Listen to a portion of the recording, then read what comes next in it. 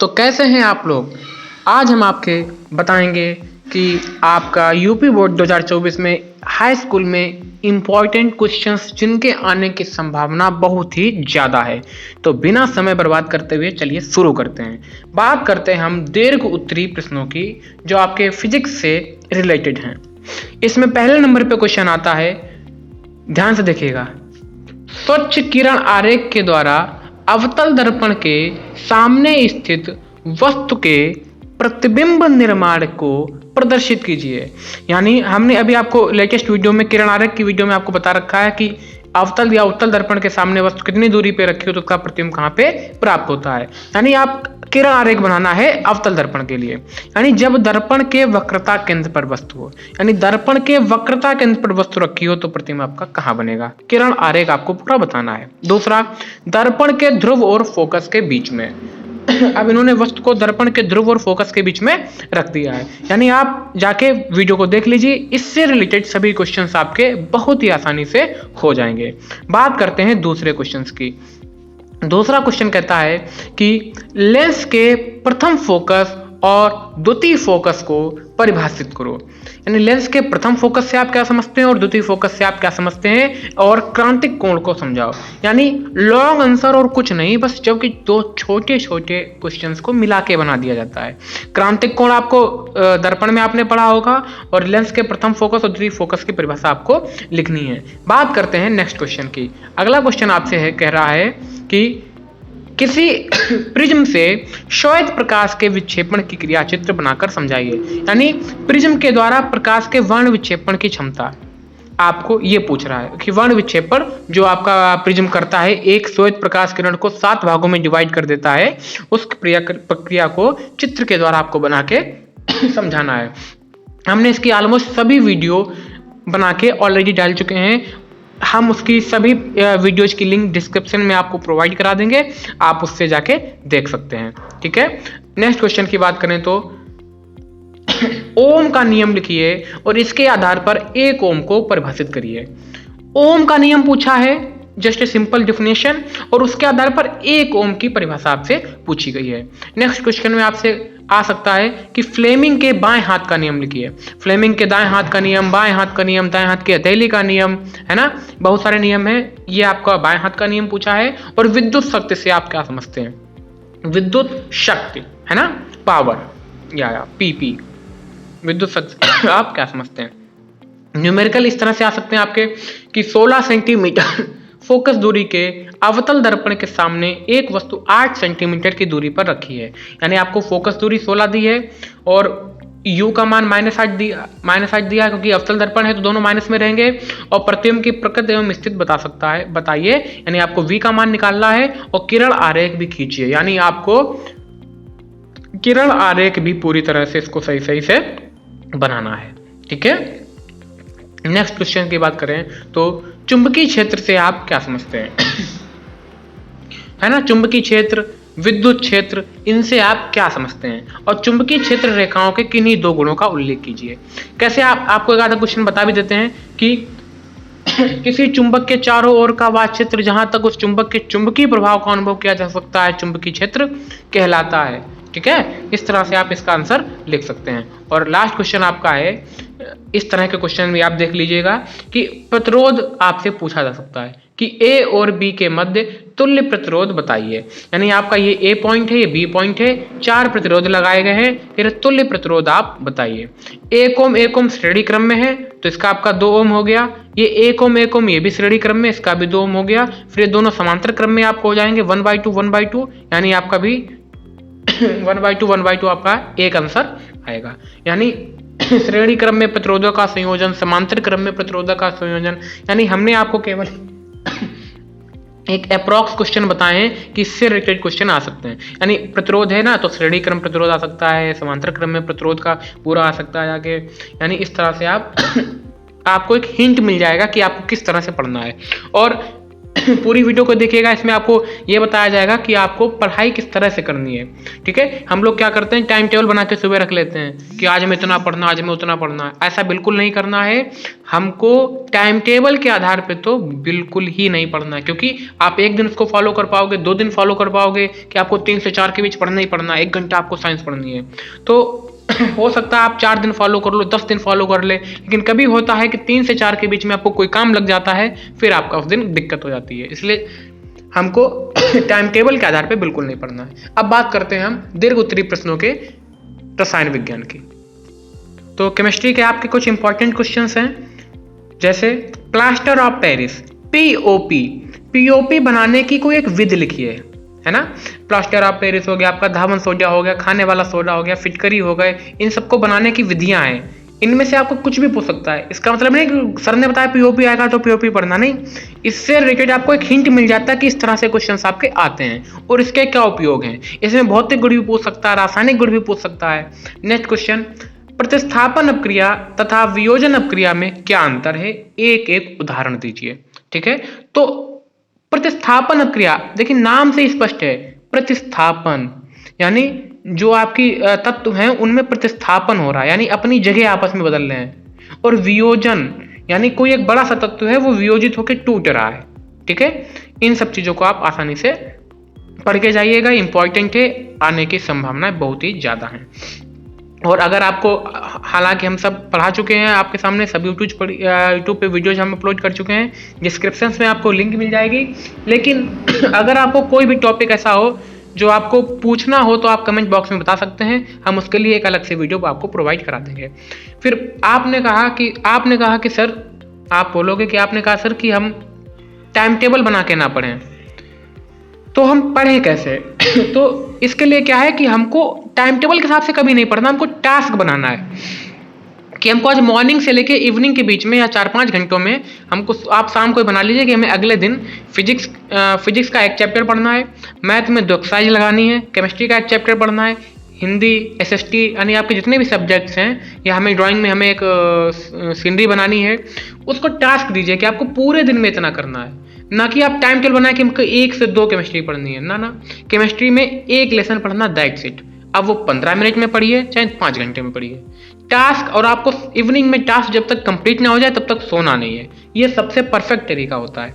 Next question, संतृप्त तथा असंतृप्त hydrocarbon में क्या अंतर है, इनके सामान्य सूत्र भी लिखिए। यानी संतृप्त हाइड्रोकार्बन और असंतृप्त हाइड्रोकार्बन, इसमें क्या डिफरेंस है, इसके सामान्य सूत्र भी लिखिए।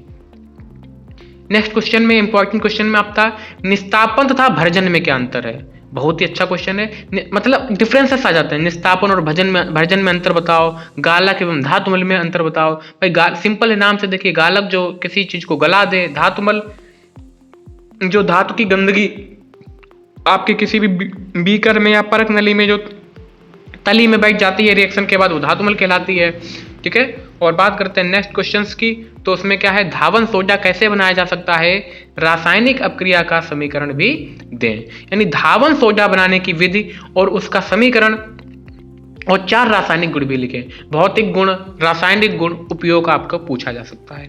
खनिज तथा अयस्क की परिभाषा और उदाहरण दें। यानी खनिज की परिभाषा दीजिए, अयस्क की परिभाषा दीजिए और उसके उदाहरण दीजिए। ठीक है, खनन पूछ सकता है आपसे कि खनन क्या होता है, समझाइए, इस तरह के क्वेश्चंस आए। लेकिन और जो केमिस्ट्री में बहुत इंपॉर्टेंट क्वेश्चंस होता है वो है आईयूपीएससी। आना ही आना होता है आईयूपीएससी को, और आईयूपीएससी के रिलेटेड हम वीडियोज भी डाल चुके हैं। उस वीडियोज को आपने हमने बहुत सारा प्यार दिया है, और कुछ उससे रिलेटेड क्वेश्चंस भी आपके सामने हम लेके आए हैं। आईयूपीएससी से रिलेटेड और संरचना सूत्र से रिलेटेड वीडियो को आपने बहुत सारा प्यार दिया है, और उसको भी हम डिस्क्रिप्शन में आपको लिंक प्रोवाइड करा देंगे उसके साथ। और अगर आपने नहीं देखी होगी तो आप उसको भी देख लीजिएगा। यानी आपको इस तरह से संरचना सूत्र बना के दे देगा, कहेगा भैया इसके आईयूपीएससी नाम बताइए। ठीक है, हालांकि ये वीडियो में आपको केवल क्वेश्चन ही बताने हैं, इसके आंसर हम नहीं भी बता पाएंगे क्योंकि वीडियो लेंथी हो जाएगी, बट एक आध देख लेते हैं। से 1 2 3 कार्बन है, 3 कार्बन को क्या बोलोगे आप, मेथ एथ प्रोप। CHO आपका एल्डिहाइड होता है, सिंगल बॉन्ड एन होता है, तो प्रोपेनल। भाई प्रोप सिंगल बॉन्ड एन और CHO आपका एल्डिहाइड को बोलते हैं अल, तो प्रोप प्लस एन प्लस अल, प्रोपेनल। ठीक है, ऐसे इसी को देख लो आप, Br आपका ब्रोमो हो गया और मेथ है तो प्रोप, यानी ब्रोमो प्रोपेन। ये आपका प्रीफिक्स सफिक्स सब बताया था आपको। इस तरह से आप ये सभी को देख लीजिएगा, ठीक है। ये आपके आईपीएससी नाम जो बहुत ही ज़्यादा ट्रेंडिंग में है, आते रहते हैं, वो हमने आपके सामने ये लेके आए हैं। और इससे रिलेटेड आप अगर वो वीडियो देखेंगे तो आपको उसमें बहुत सारे आईपीएससी नाम और भी मिल जाएंगे, ठीक है। ट्रिपल बॉन्ड में आपको इन बोलेंगे इसको इस तरह से, देखो मेथ एथ प्रोप है तो प्रोपाइन है ना, ट्रिपल बॉन्ड को क्या बोलते हैं, आइन। ये आपका क्या है, प्रोपाइन लिखा है। और संरचना सूत्र के साथ आपको आईपीएससी नाम तो पूछेगा। कभी कभी आपको क्या करता है कि फॉर्मल्डिहाइड और एसिटिक अम्ल का आईपीएससी नाम एवं रासायनिक सूत्र लिखिए, यानी आपको केवल ये बता दिया गया आईपीएससी नाम लिखिए प्लस इसका रासायनिक सूत्र लिखिए। इस तरह के क्वेश्चंस भी आप अच्छे से देख के जाइएगा। और अब बात करते हैं बायोलॉजी के क्वेश्चंस के, आपके जीव विज्ञान के इंपॉर्टेंट क्वेश्चंस के, और फिर आपको लास्ट में बताते हुए जाएंगे कि क्या हमारी स्ट्रेटेजी रहनी चाहिए एग्जाम के लिए।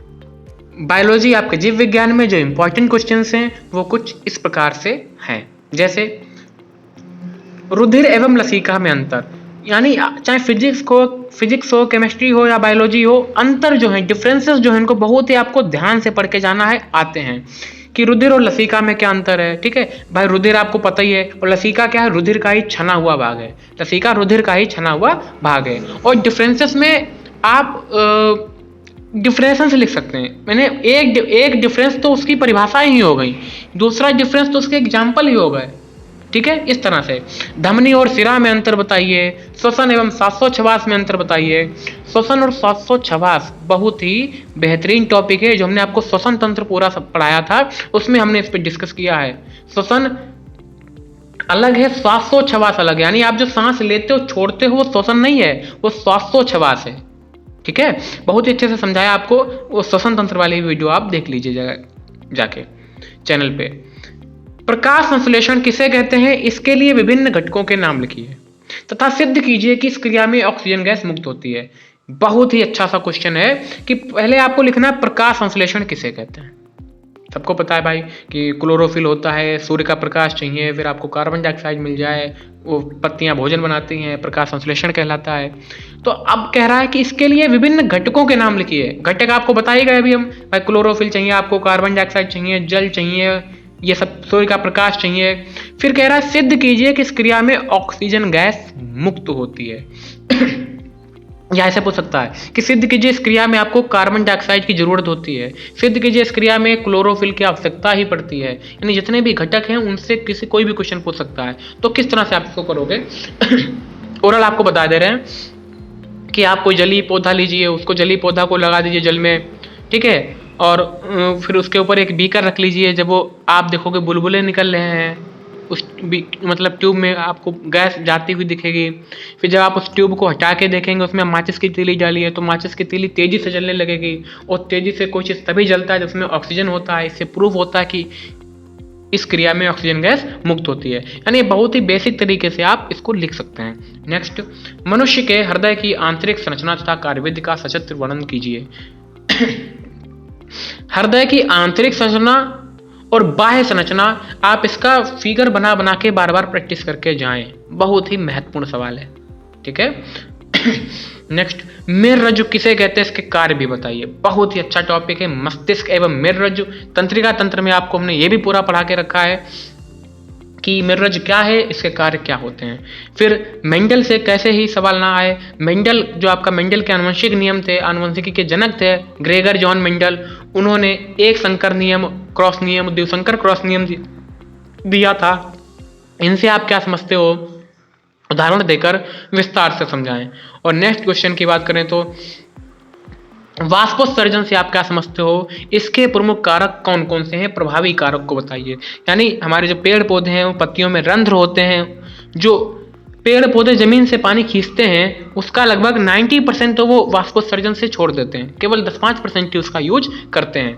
तो वाष्पोत्सर्जन से आप क्या समझते हैं, इसके प्रमुख कारक कौन कौन से हैं, प्रभावी कारक को भी आप बताइए, ठीक है। जैसे कि रंध्र बड़े हो, है ना, वातावरण का प्रभाव पड़ता है कि ठंड है, गर्मी होगी तो ज़्यादा वाष्पोत्सर्जन होगा। तंत्रिका कोशिका बहुत इंपॉर्टेंट। तंत्रिका तंत्र में भी आपको ये मिल जाएगा। तंत्रिका कोशिका का एक स्वच्छ चित्र बनाकर डेंड्रॉन तथा एक्सॉन को नामांकित कीजिए। क्या डेंड्रॉन्स होते हैं, क्या डेंड्राइट्स होते हैं, क्या आपका कोशिकागय होता है, कोशिकामय होता है, कोशिका झिल्ली क्या होती है, सब आपको समझा के हमने ऑलरेडी बता के रखा है। अगला क्वेश्चन, ये भी आपका मेरुज्ज से रिलेटेड है। ऐच्छिक तथा अनैच्छिक पेशियों में अंतर बताइए। यानी जो आप अपनी इच्छा से काम करो वो ऐच्छिक, जो अपने आप हो वो अनैच्छिक। जैसे आप सांस लेते हो, आप खाना खाने के बाद आपका पाचन होता है, वो आपकी इच्छा से नहीं होता है। आपका मन हो या ना मन हो, अगर आपने कुछ खाया है तो उसका पाचन निश्चित है होना शुरू, ये अनैच्छिक क्रिया है। ऐच्छिक, पलक का झपकना, ये भी अनैच्छिक क्रिया है। ऐच्छिक क्रिया जो अपनी इच्छा से करें, कि आपको अगर आपका मन है हाथ उठाएंगे तो उठाएंगे, नहीं तो नहीं उठाएंगे। आपका मन है कि चलना है, मैं दौड़ना है, तभी आप दौड़ोगे, नहीं तो नहीं दौड़ोगे। ये ऐच्छिक क्रिया है। फिर नेक्स्ट क्वेश्चन, हार्मोन्स को परिभाषित करो और मधुमेह रोग किस हार्मोन्स के कारण कम श्रावण से होता है, संबंधित हार्मोन्स के कार्य बताओ। हार्मोन्स तंत्र भी आपको हमने पूरा पढ़ा के रखा है कि पहले हार्मोन्स की परिभाषा लिखनी है, फिर मधुमेह रोग किस हार्मोन्स से होता है, ठीक है, इंसुलिन हार्मोन्स की कमी से होता है, और इंसुलिन हार्मोन्स के कार्य बताओ। बहुत ही अच्छा क्वेश्चन है। और ये ऐसा भी आ सकता है कि अंतःस्रावी ग्रंथि से आप क्या समझते हैं, कि प्रमुख अंतःस्रावी ग्रंथियों के नाम बताइए तथा उनसे स्रावित होने वाले हार्मोन्स के नाम बताइए। या पीयूष ग्रंथ क्या है, पीयूष ग्रंथ से निकलने वाले हार्मोन्स के कार्य बताइए। ठीक है, और आपका जो हमने आपको बताया था कि पेपर के प्रति आपकी जो स्ट्रेटजी है, आप उसके लेकर क्या कर सकते हैं। पेपर में आपको सबसे पहला और यही होता है कि अगर आपको कोई क्वेश्चन समझ में नहीं आ रहा तो हिंट देखें। पहला हिंट तो यही है कि आपका क्वेश्चन दिया है।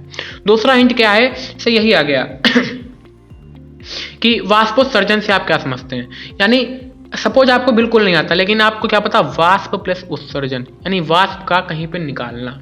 अच्छा, वाष्प वहीं से निकलेगी जहां पे उसको लिए जगह होगी, तो जगह के लिए पेड़ पौधे पत्तियों में क्या होते हैं, छिद्र यानी रंध्र, यानी रंध्र से निकलता है। यानी इस तरह से आपको कोई भी क्वेश्चन छोड़ के आना नहीं है। हर एक क्वेश्चन की बाकायदा क्वेश्चन नंबर 5 या क्वेश्चन नंबर 6 हेडिंग डाल के उसमें कुछ ना कुछ लिख के आना है इस स्ट्रेटेजी के साथ, और अच्छे से पढ़िए, सब अच्छा होगा। और मिलते हैं नेक्स्ट वीडियो में। आपको इससे रिलेटेड जो भी चाहिए हो वो कमेंट बॉक्स में बता सकते हैं। Thank you very much.